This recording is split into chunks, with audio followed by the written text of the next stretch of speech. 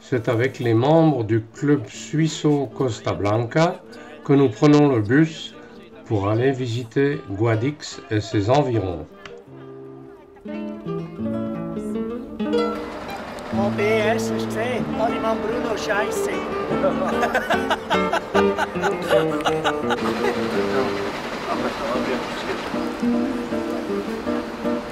Meine ich dann aber, ich höre jetzt zu euch, wenn Sie das sehen.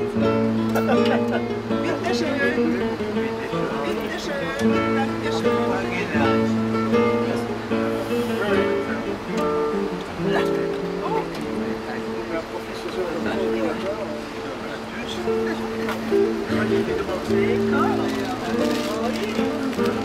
Wir haben ein Päckchen raus.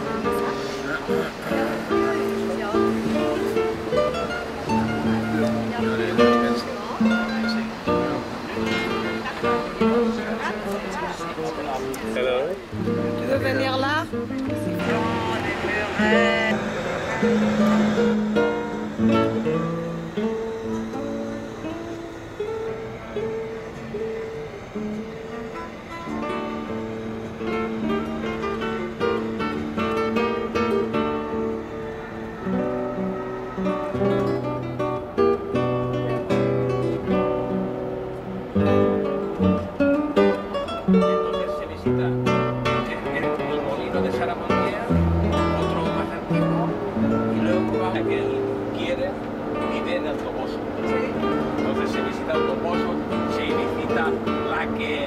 La que sería la casa de Dulcinea.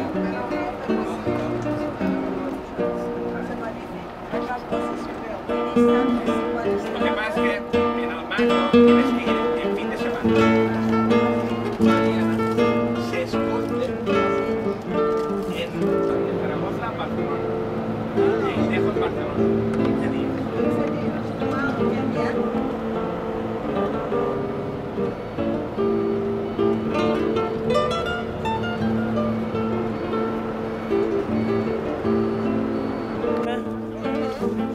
Parfum de la cuisine, ça donne ça. Hein? Ah ouais.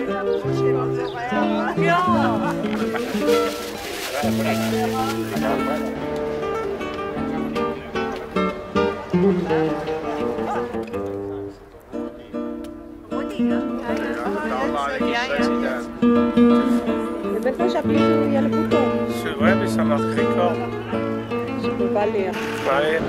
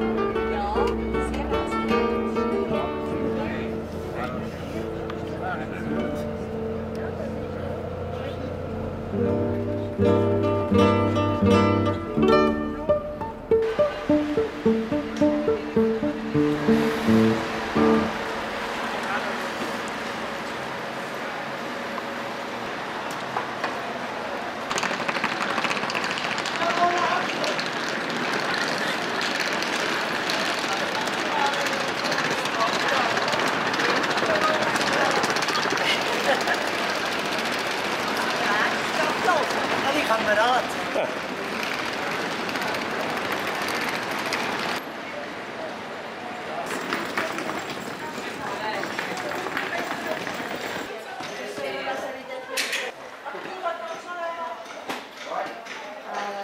Necesito dos con dos camas individuales.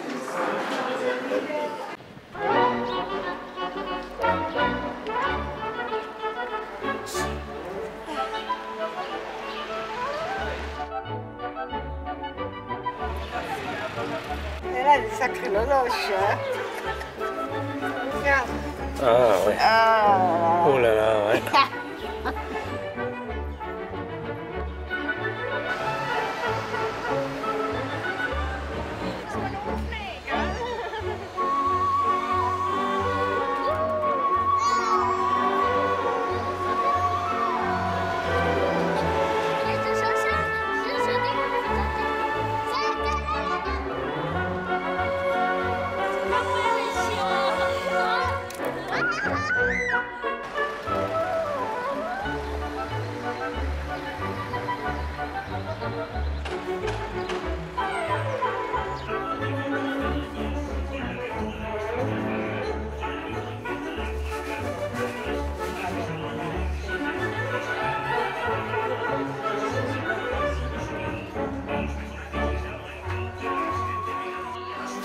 La couleur claire. Oui.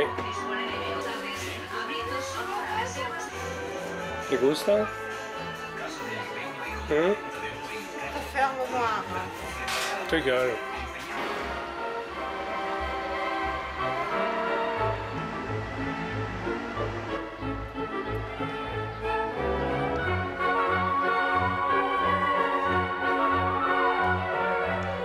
Guadix se trouve au cœur de la province de Granada.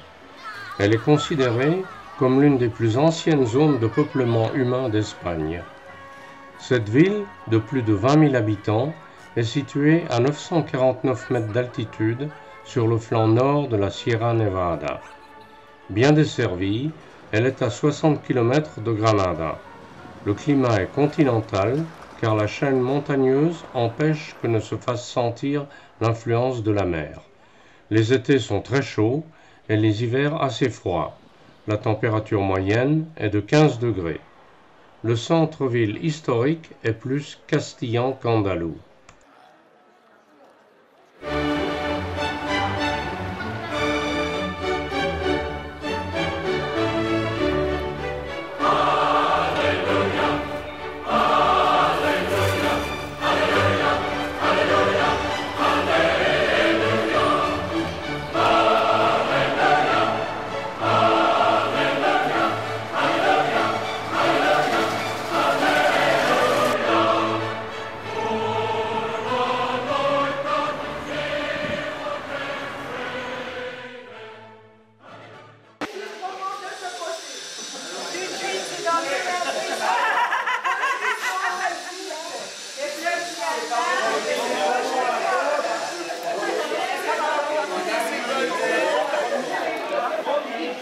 Albert, tu viens ici. Albert!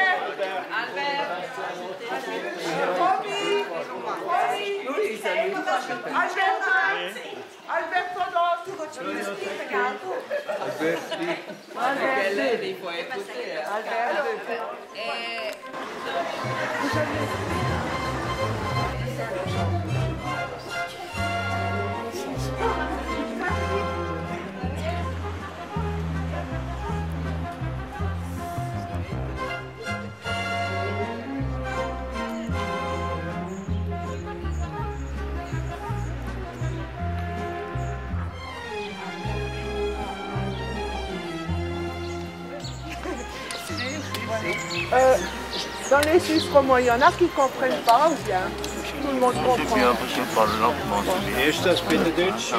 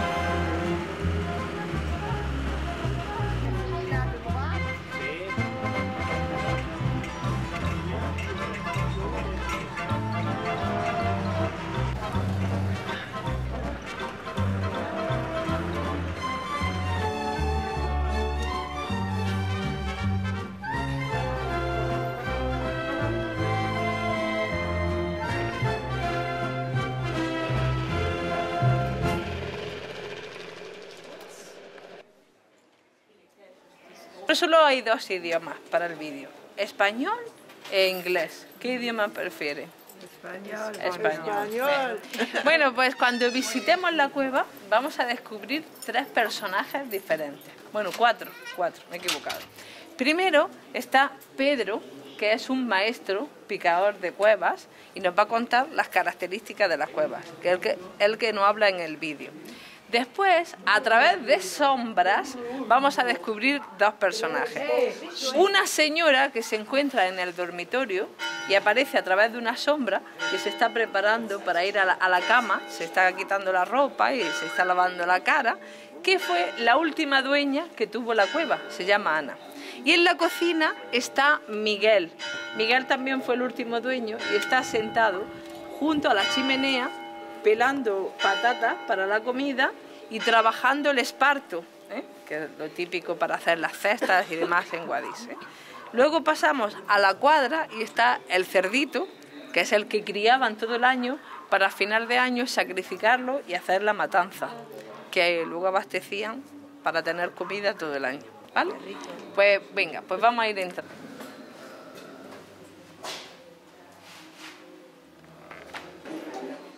La plupart des maisons-grottes, image typique du plateau grenadin, sont encore habitées. Des couloirs étroits relient des habitacles cachés, décorés d'outils de labourage, de casseroles en cuivre, de pots de céramique, de rideaux en dentelle, de fauteuils à bascule et de chaises en paille, de bassines, de tabourets en bois d'olivier, de dais arabesques taillés dans la pierre, de niches laissant passer les raies de lumière, de placards aux portes en treillis et cheminées qui semblent vivantes. Certaines d'entre elles ont été aménagées en complexes touristiques qui attirent le visiteur en les séduisant.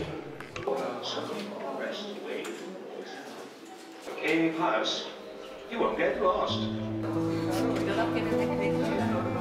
C'est très intéressant.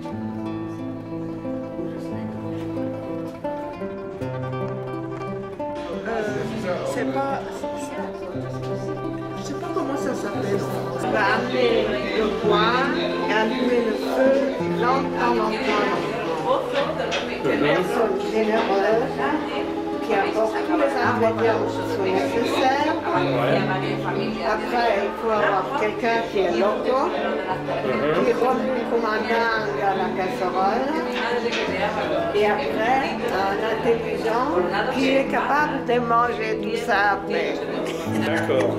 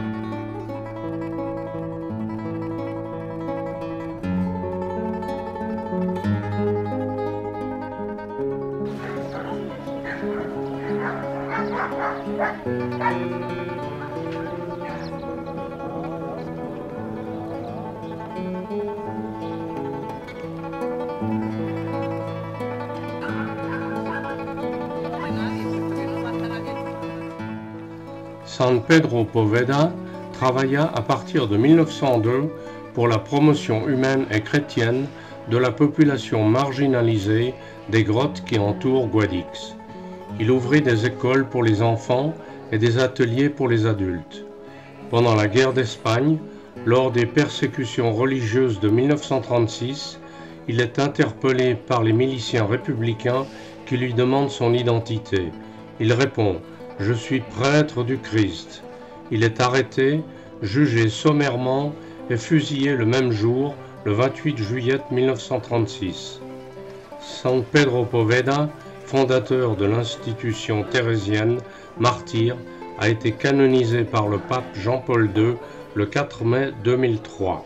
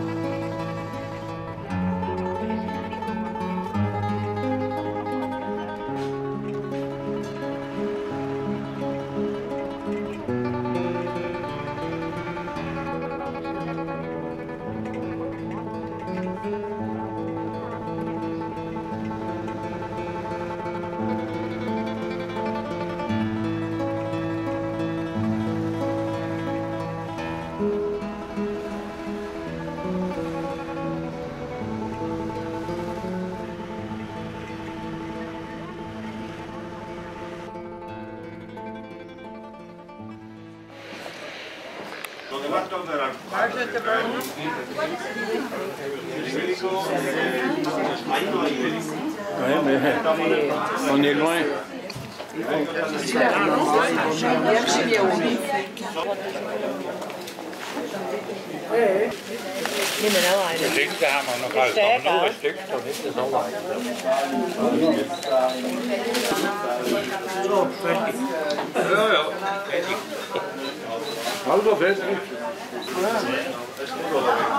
Vous permettez?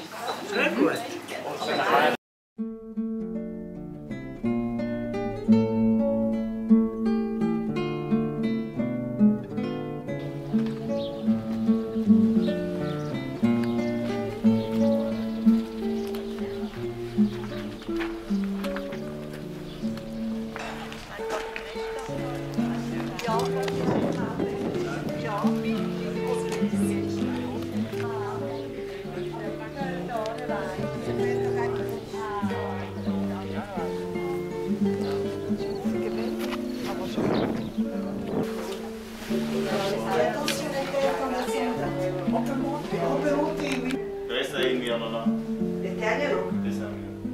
Ha llovido mucho.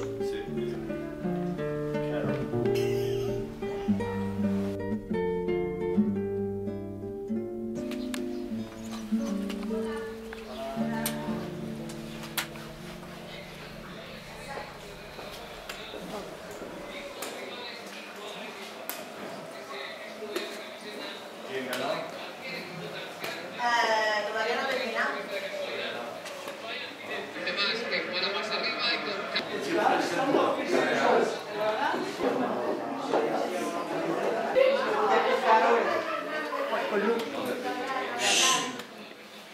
Antiguamente traían la aceituna con animales, con burros. Y en ese patio, donde lo clasificaban la aceituna, cada persona y tal, y luego, pues claro, pasaba por la torba, por esa parte, o el espiral sin fin, donde caía la aceituna por esa especie de embudo, y ya la piedra gira y la machaca. ¿Ya? ¿De más?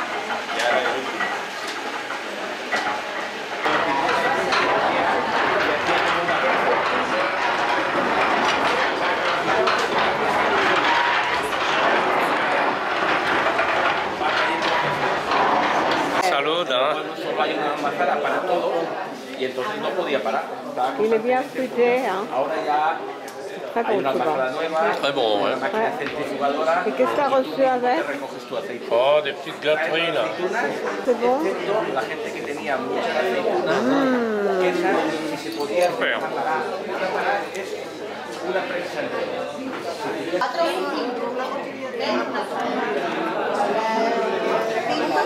No, solo agua.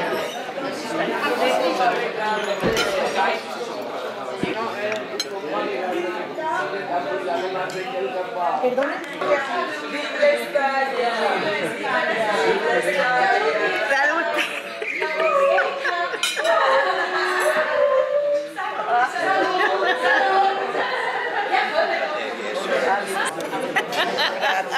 bueno, fa sempre più quella che vuole, sempre, no? Ah, ça te plaît ça? Ah, aber c'est autre chose, hein.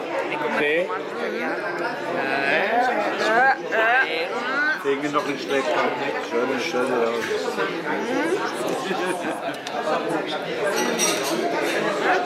E come fumato italiano?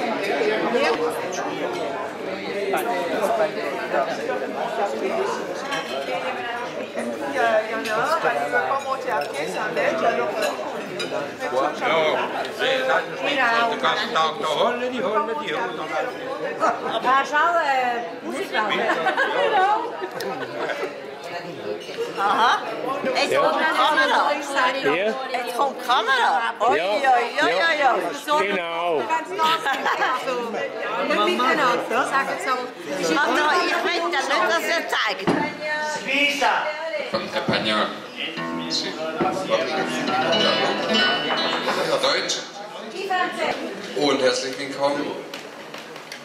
En espagnol, por favor.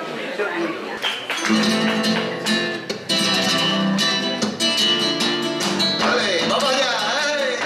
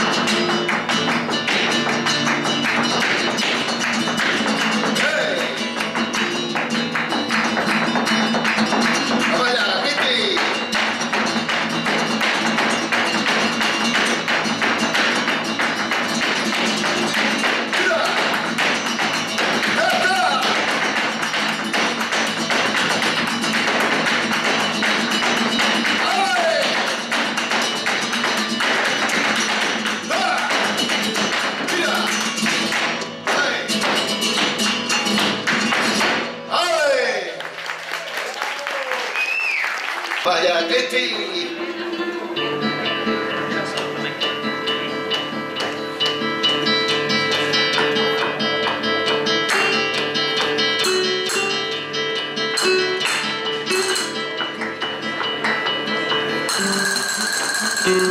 Vaya, vaya de verdad.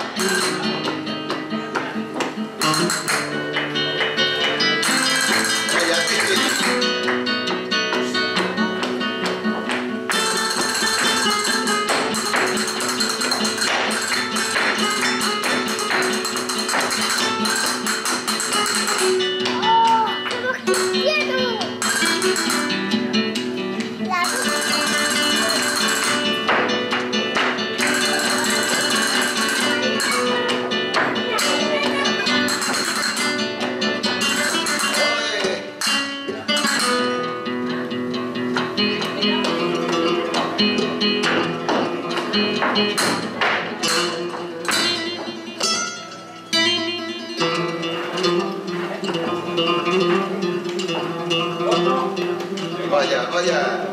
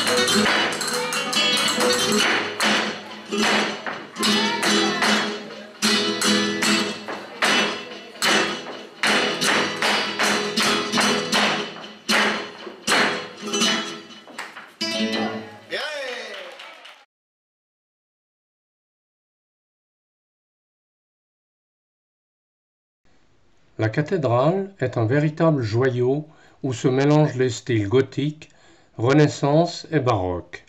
Elle fut érigée entre le XVIe et le XVIIIe siècle sur les vestiges d'une ancienne mosquée. Dès l'entrée, l'on découvre une copie de la Pietà de Michelangelo, sculptée par un inconnu vers 1930. La sculpture a été détruite en 1936 pendant la guerre civile espagnole, et les restes ont été retrouvés en 1970 et la sculpture a été restaurée en 2001.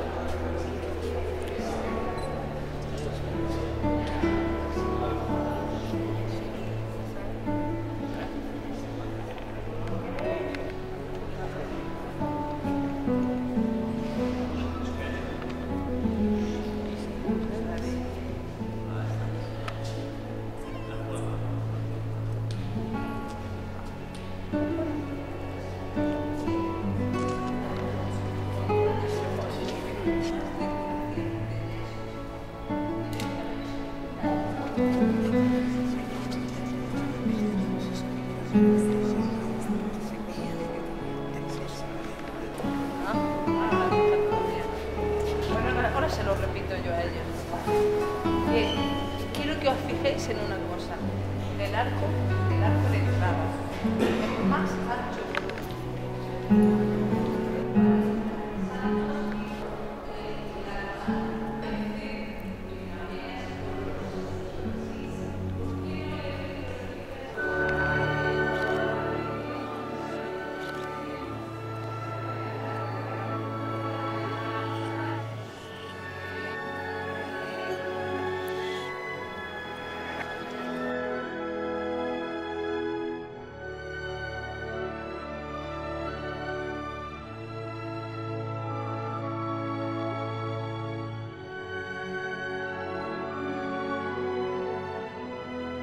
Alors que le désert avance dans cette partie semi-aride du sud de l'Europe, l'Andalousie a su prévoir des enjeux énergétiques à moyen terme.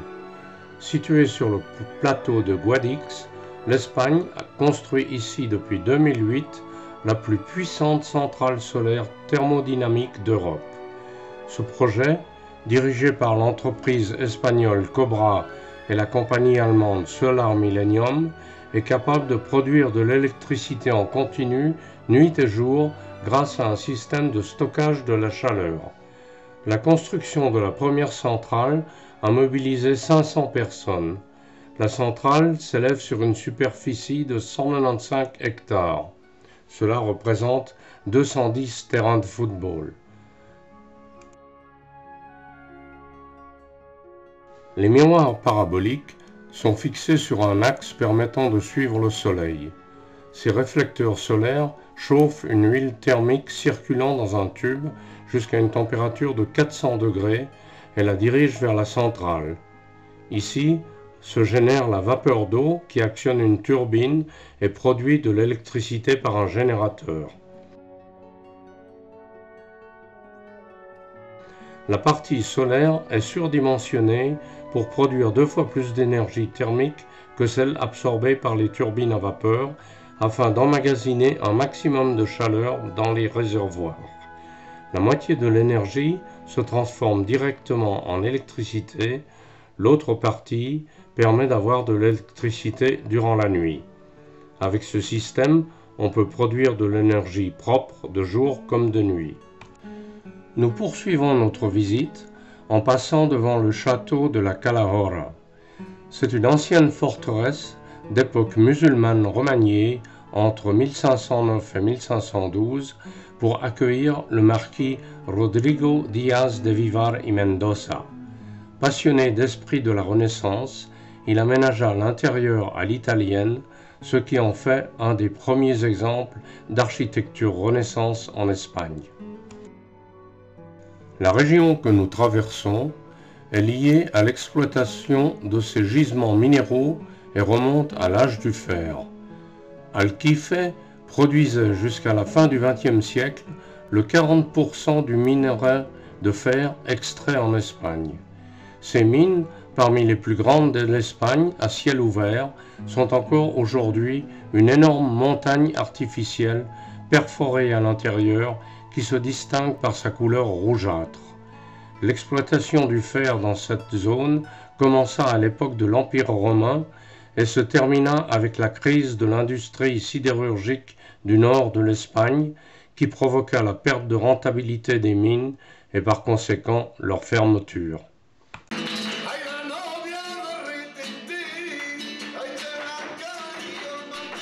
Et c'est sur ces notes de flamenco que se termine ce beau voyage.